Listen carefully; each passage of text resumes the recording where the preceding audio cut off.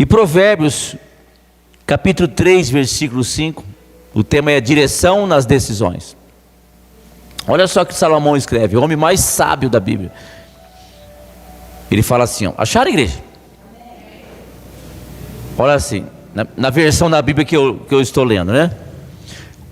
Confia no Senhor com todo o teu coração e não te apoie em teu próprio entendimento. Salomão mostra aqui que nós somos entendidos alguma coisa, que nós temos inteligência. De alguma forma Salomão quer dizer assim, ó, o homem é capacitado, mas é limitado. O homem é capacitado, mas é limitado.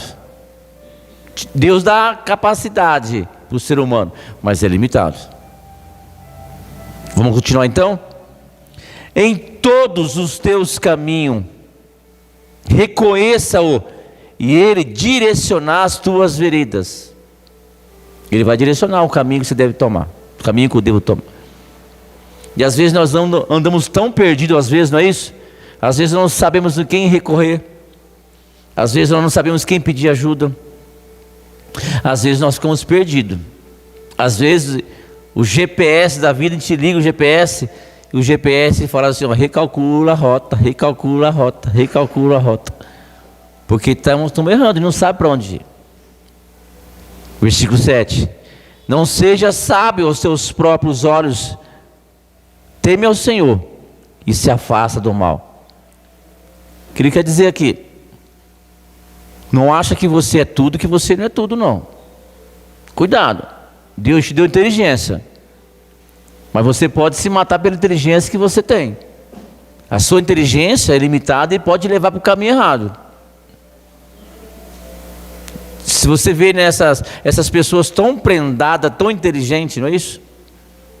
Pessoas simples, você vai por exemplo, numa penitenciária, eles fazem cada coisa ali que não tem explicação. Concorda comigo ou não? Cada coisa. Mas algumas vezes ali, ou na sua maioria, mais para o mal do que para o bem.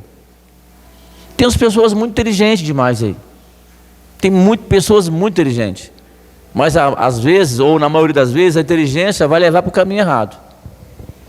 Deu para entender aqui, igreja? Quem já um dia na vida, na faculdade, amizade, namoro, trabalho, no casamento, amigos, ouviu conselhos errados e pagou preço? Fase adulta. É o famoso Maria vai com as outras. Existe esse ditado aqui, não? Tudo que os outros falam, você vai atrás. Os outros falou, se parece Maria vai com as outras. Você tem que ter domínio próprio, você tem que ter atitude própria. Tudo que os outros falam, você acredita. Quem já pagou preço por causa disso? Nossa, eu fui ouvir uma pessoa, cara, e eu me dei mal. Eu me dei mal. Eu fui ouvir fulano, eu fui ouvir ciclano, e aí eu paguei preço. Existe um ditado popular que fala assim, ó, se conselho fosse bom, não dava, se vendia, não é isso? A Bíblia aqui, Salomão não está proibindo de nós pedir conselhos, não é isso, muito pelo contrário, a Bíblia fala que devemos pedir conselhos, mas qualifica que tipo de pessoas que nós devemos pedir conselho. E muitas das vezes, na maioria das vezes, nós pagamos preço, damos volta, como aconteceu com o povo de Israel no deserto, porque nós queremos fazer o nosso entendimento, achamos que nós temos capacidade, deixa comigo, deixa que eu sei o que estou fazendo. Ou ouvimos outras pessoas, puxa vida, eu estava bem, aí eu fui ouvir aquela pessoa e hoje me danei. Estou desempregado, meu casamento está totalmente arrebentado, estou sem igreja.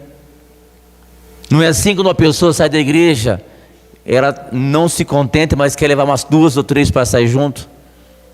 Ou aqui você não tem isso? Eu espero que não tenha aqui, porque vocês são crentes raízes, então vocês têm estrutura. Amém, igreja? Aqui ninguém é bobinho aqui. Aqui todo mundo tem, aqui vocês bobear, vocês são mais velhos do que eu de igreja. Então vocês não vão, Maria vai com as outras em termos de igreja. Mas tem muitas pessoas que é assim. sai da igreja e começa a influenciar outras pessoas da igreja. Tem pessoas que brigam na família e começam a influenciar os demais membros da família para brigar um contra o outro. E outra também, às vezes nós queremos ouvir, aí eu sei o que eu estou fazendo. Você não sabe nada. Fala para o seu irmão, você não sabe nada. Olha para mim e fala, pastor Mateus, pastor, você não sabe nada. Eu não sei nada. Eu não sei nada. Nós não sabemos nada, igreja. Nós não somos nada. Com Deus, sim. Com Deus nós somos filhos do Deus Altíssimo. Com Deus nós podemos todas as coisas. O Senhor é o meu pastor. Mas sozinho não somos nada. Nada. Muito pelo contrário. Nós éramos das trevas e Jesus nos trouxe para a luz. Escolhas erradas levam a caminhos errados. Cada pessoa tem a sua opinião própria. Aliás, todas elas têm razão. Vivemos numa época que todo mundo tem razão. E eu tenho razão. Não, quem tem certo sou eu. E aí Salomão, inteligente, que me lê, fala assim: ó, não se apoie no seu próprio entendimento. Seja em todas as coisas, seja qualquer situação, pede ajuda a Deus. Crente, irmão, cristão, tem que pedir ajuda a Deus, senão ele não é cristão, ele nunca foi servo. O que é o servo? O servo faz tudo que o seu dono pede, ele não tem autoridade para nada, e nós não somos servo. Alguns homens tomaram algumas decisões erradas na Bíblia, por conta própria, e pagaram o preço. Se esses homens pagaram o preço, imagine eu e você.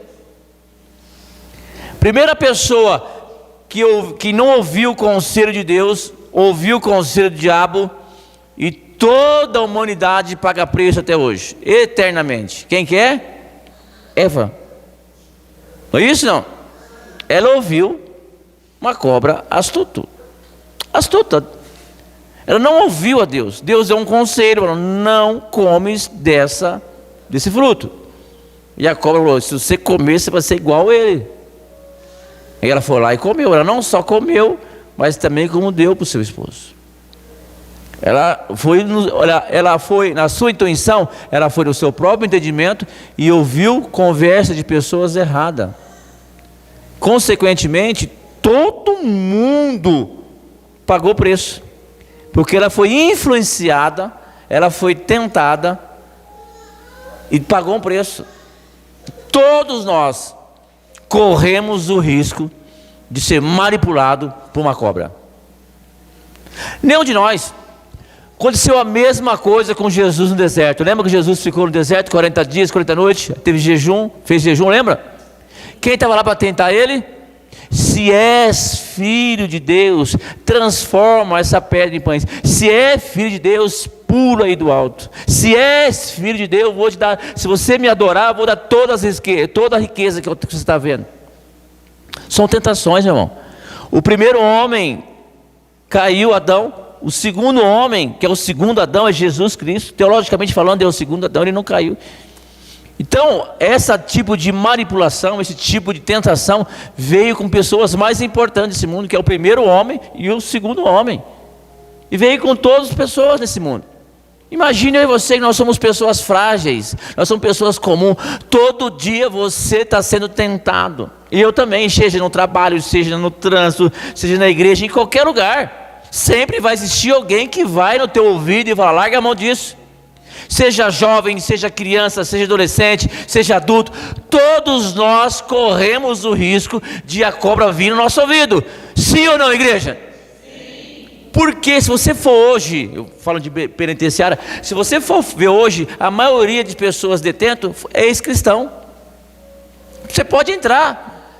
A maioria das pessoas do mundo hoje que está passando por um tipo de luta, ateu, por exemplo, você vê a maioria do ateu, um dia na vida foi cristão. A maioria.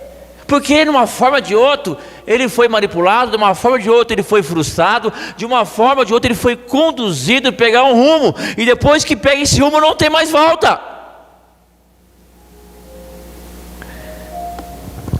Ló também foi um homem que tinha tudo para dar certo, o chamado não era dele, o chamado era do seu tio Abraão. Você lembra esta passagem? Chegou um momento que estava insuportável a convivência entre o povo de Ló, né, os empregados, com o povo de Abraão, os empregados, porque Ló e Abraão se davam bem. E aí Abraão falou assim, ó, vai para a direita, eu vou para a esquerda, se você for para a esquerda, eu vou para a direita, escolhe um lugar. Abraão deu oportunidade para ele escolher ó, você vai escolher. O que você escolher está escolhido. O certo seria o contrário. Quem deveria escolher seria Abraão, porque o chamado foi de Abraão, o chamado não foi de Ló. Mas o Ló, aquele zoião como qualquer pessoa tem, quando você olha e você quer algo. Aí ele viu a planície cheia, bonito, a altura cheia de grama, cresceu os olhos, só que ele não sabia que ali futuramente se chamaria Sodoma e Gomorra. 5 cidades em volta. Ele cresceu os olhos. E a sua intuição, o seu desejo, a sua ganância, que ele tinha que falar, não, Abraão, você que é o cabeça, eu não era nem para me estar aqui. Me fala, Abraão, aonde que eu devo ir? Ele acabou indo, decisões erradas, escolhas erradas. O que aconteceu? Você conhece a história. Acabou Sodoma e Gomorra. Aquela riqueza que ele tinha, aquele glamour, acabou tudo. Se você olhar em capítulo 19, versículo de Gênesis, ele escolheu Sodoma e Gomorra por ambição. Mas o que aconteceu? Ele foi morar dentro de uma caverna. Porque ele achava que era a única pessoa que existia nesse mundo. Mas não basta ele morar numa caverna por escolhas erradas. Ele perdeu tudo, perdeu a esposa, olhou para trás. Mas não basta isso. Ele morou dentro de uma caverna, 2 filhas fizeram algo assim, diabólico. As 2 filhas embebedou ele e teve filhos com ele. E aí nasceu 2 filhos, 2 povos, que tornou-se inimigo de Deus. Você entendeu como decisões erradas? Antes ele tivesse ficado lá na terrinha dele. E muitas vezes a ambição, a direção que nós queremos, nós não sabemos o que vai acontecer amanhã, a gente não sabe. Perdeu tudo. Ele perdeu tudo porque tomou decisões erradas. E quando nós tomamos decisões erradas, irmão, o preço às vezes é inapagável. Se a gente tomar decisão sem a direção de Deus, nós pagamos o preço. Todos nós já pagamos o preço nessa vida por tomar decisões erradas. Concorda comigo ou não? O fim dele foi trágico. Sara, 10 anos de espera, ela não aguentou. Gênesis capítulo 16, ela não aguentou. O que ela fez? Abraão, vem cá. Toma minha serva, toma Agar para você. Você conhece a história, não precisa nem ficar lendo, você já conhece. Qualquer criança conhece essa passagem. 10 anos de espera, meu irmão. E ela ficou aflita, desesperada. Quantos anos você está esperando um milagre? Quantos anos você está esperando uma resposta de Deus? E nada. Aí de repente quer agir por conta própria, de repente quer fazer o papel de Deus, de repente quer ajudar Deus. E aí ele fala assim, ó, Abraão, deita com Agar. Consequentemente, deu um maior problema isso. Nasceu Ismael, um povo inimigo de Deus. E aí, o que teve que acontecer? 10 anos foi difícil, não foi? Teve que esperar mais 15 anos. 10 anos estava complicado. Você imagina esperar mais 15 anos, 25 anos. E aí nasceu Isaac. Se não tivesse tomado atitude errada, se não fosse precipitado, quem sabe, naquele 10 anos, naquele ano, ia acontecer a bênção. São decisões erradas. Talvez eu esteja pagando o preço hoje por decisões erradas de ontem. Mas temos uma vantagem. Ainda dá para mudar a história nossa. Ainda dá para mudar a nossa situação. Ainda não é o meu fim. Eu tenho certeza que você vai superar. Eu vou me superar. Deus vai me superar. Eu vou dar a volta. A chavinha da minha vida vai mudar. Porque a partir de hoje eu vou começar a obedecer a Deus. tudo o que vai acontecer na minha vida, cada passo da minha vida, eu vou pedir para Deus. E Ele vai me direcionar. Vai dar tudo certo?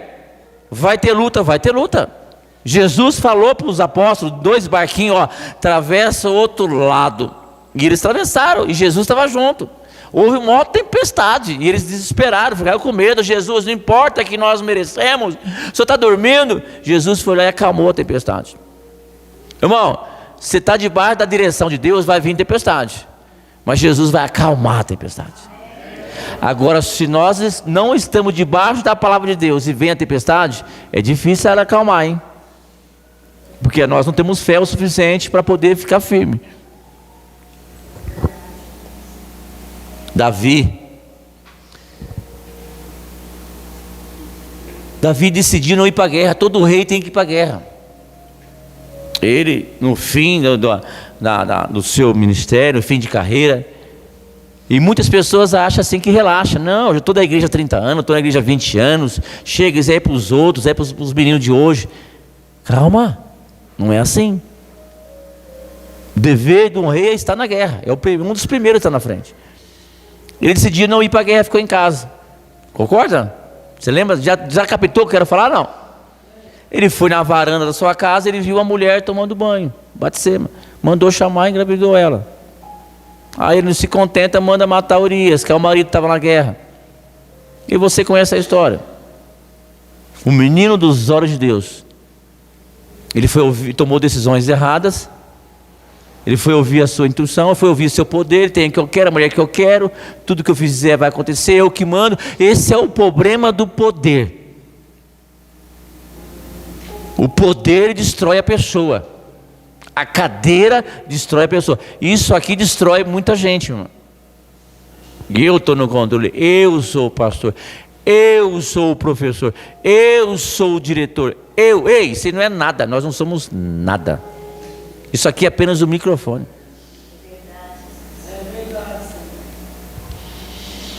Ficou grávida, Batseba, e o primeiro filho morreu. Isso é consequência do pecado. Ele foi impedido de construir um templo. Lembra que ele queria construir um templo? Deus falou assim: não, você não vai construir não. Quem vai construir é seu filho. O sonho dele, o desejo dele era construir o templo. Ele não construiu. Quem conhece a história de Sansão? Desde pequeno nem sonhava o que era crente, mas assistia o filme de Sansão.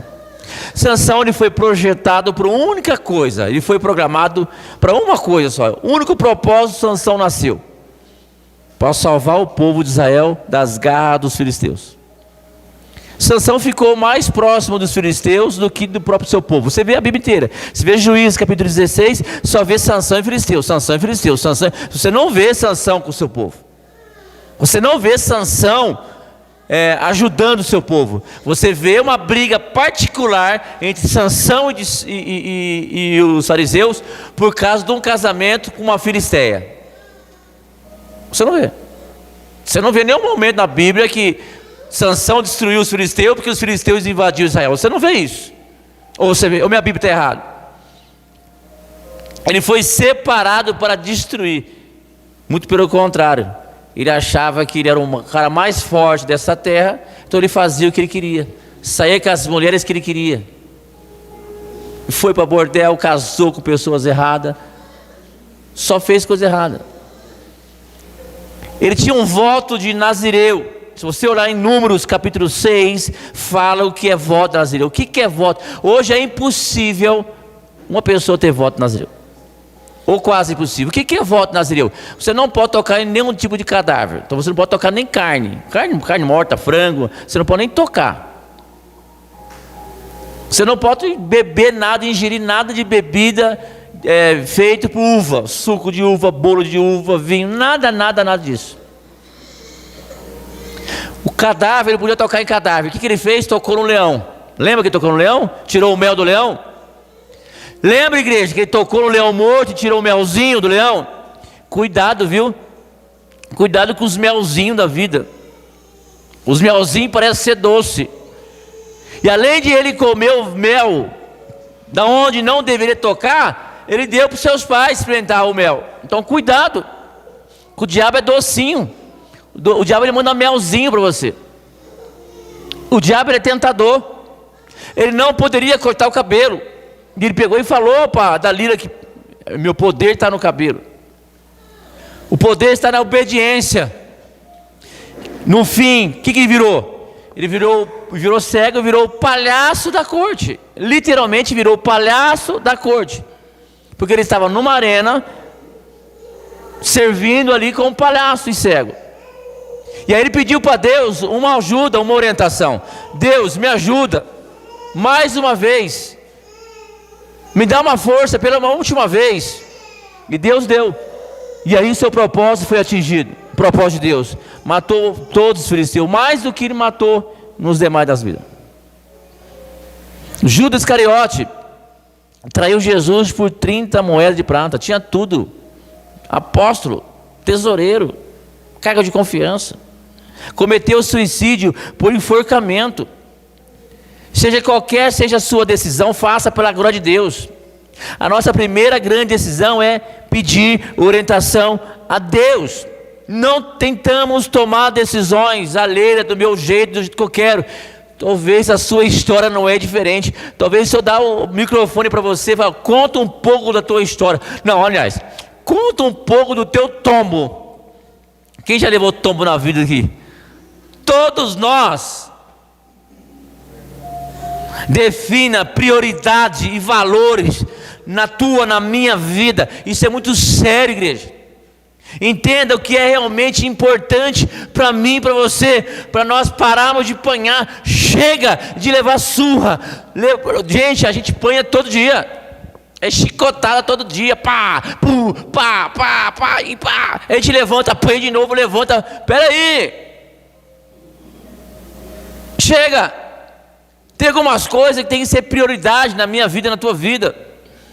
Algumas decisões, eu vou para esse caminho eu não vou. Eu não vou para esse, eu não vou, eu não quero. Não, é esse que eu quero, é Deus. Chega. Um pé no mundo, um pé na igreja, chega. Ou eu vou para a igreja e mudo de vida, ou eu vou para o mundo e me afogo, e me afundo. São decisões na vida. Não devemos apoiar o nosso próprio entendimento.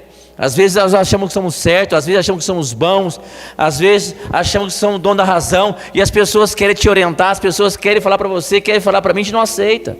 Deixa eu acelerar aqui um pouco aqui. Busque sabedoria a Deus, peça discernimento em oração. Acredita, pastor, eu não sei o que fazer. Então lê aí Tiago capítulo 1 versículo 5.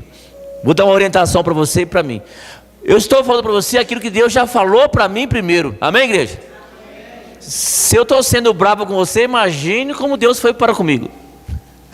Porque a mensagem vem para mim primeiro.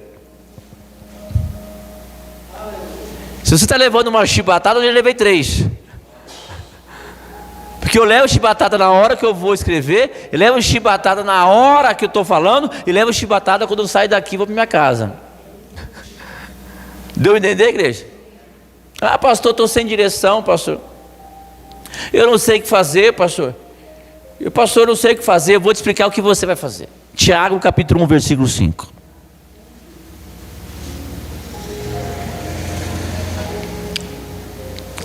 Se algum de vocês tem falta de sabedoria, peça a Deus,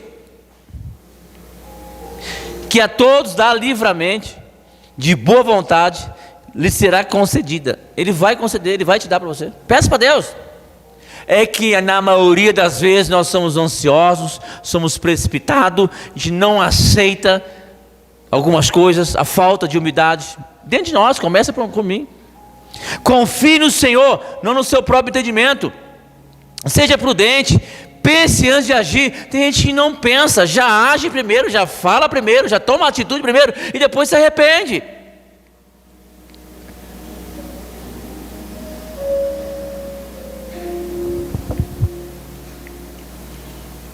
E sobre o conselho, já que quer um conselho, pede para um conselho com pessoas que vale a pena pedir conselho. Não pede conselhos para pessoas erradas. Irmão, antes de você pedir conselho, eu faço isso. Amém, igreja? Antes de eu pedir conselho para uma pessoa, eu preciso conhecer a conduta daquela pessoa. Como é que eu vou pedir conselho de casamento para uma pessoa, se aquela pessoa já é largada, desquitada várias vezes? Como é que eu vou pedir conselho de finança para uma pessoa, que a pessoa está totalmente arrebentada financeiramente? Como é que eu vou pedir conselho de uma coisa, se aquela pessoa não está sendo exemplo? O único conselho que eu posso pedir é: por que te levou para o buraco? Por que você casou 5, 6 vezes? Por que sua vida está tudo endividada? Eu quero aprender em cima dos teus erros. Aí sim. Deu para entender? Provérbios capítulo 13, versículo 10, para nós terminarmos. O orgulhoso só gera discussões, mas a sabedoria está com quem toma conselhos.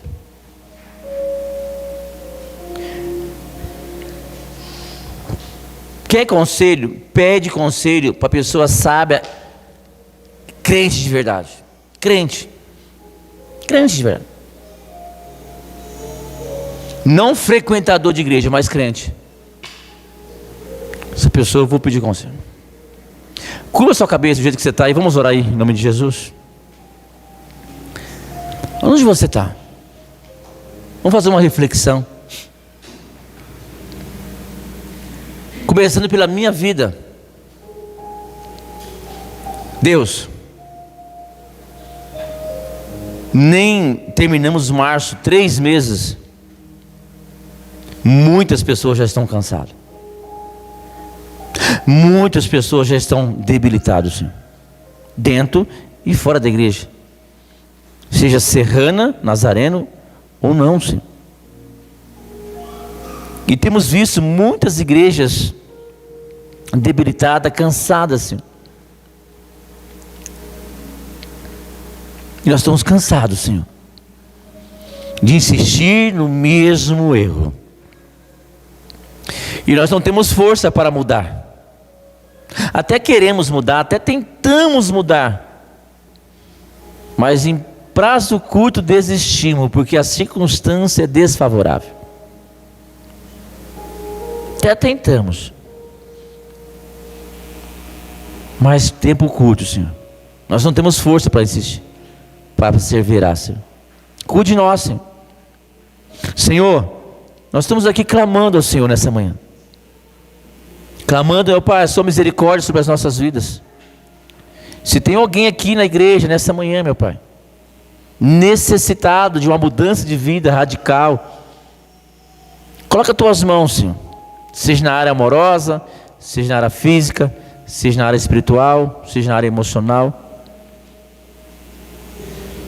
Porque você não nasceu para ser frustrado. Você não nasceu para ser frustrado. Eu não nasci para ser frustrado. O meu ministério, ele não vai ser frustrado. O seu ministério não vai ser frustrado. O seu casamento não será frustrado. O meu casamento também não será frustrado. A tua vida profissional não será frustrada. A sua vida emocional não será frustrada. O diabo, ele tenta devorar, ele tenta destruir você, ele tenta manipular você e eu. Ele fez isso com Jesus, ele fez isso com Adão. Quem é eu e você perto desses homens? Então eu lhe peço pelo sangue de Jesus, toda cegueira, todo cansaço, todo desânimo, toda mágoa, cai por terra, pelo sangue de Jesus. Que vire uma chavinha na nossa vida, que nós possamos tomar uma atitude severa, que nós não iremos abrir a boca, nós não iremos dar o primeiro passo, sem antes que Jesus conforte o nosso coração. Nós entregamos, do jeito que você está aí, só levanta a mão Se você quer tomar essa decisão a partir de hoje, eu estou vendo e quero orar por você. Estou vendo mão levantada aqui. Estou vendo mão levantada aqui. Do jeito que você está, com a mão levantada, põe a mão no seu coração. Coloca a mão no seu coração. Fala: Deus, eu vou tentar mais uma vez. E não irei desistir. Não irei desistir. Senhor, me ajuda, Senhor. Eu vou ter momento de fraqueza, sim, Senhor. Há momento que vai ter uma briga interna, Senhor. Mas eu vou vencer. Como o Senhor diz em Tiago, me dê força, me dê sabedoria. Coloca teus anjos. O Espírito Santo me incomoda, Senhor. Faça alguma coisa. Não deixe eu dormir. Faça algo com o Espírito Santo na minha vida, que eu venha tomar a direção certa, Senhor. Cuide de nós, Senhor. E nós queremos mudar de vida, ser transformado, ser renovado, em nome de Jesus. Que a graça do Senhor Jesus Cristo e a comunhão dele seja sobre as nossas vidas.